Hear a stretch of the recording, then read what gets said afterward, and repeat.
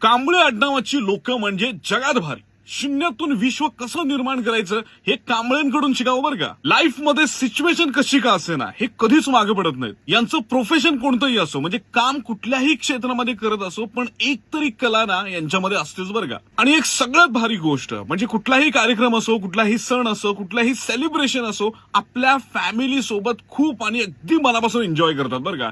किती भारी आहे ना ही गोष्ट.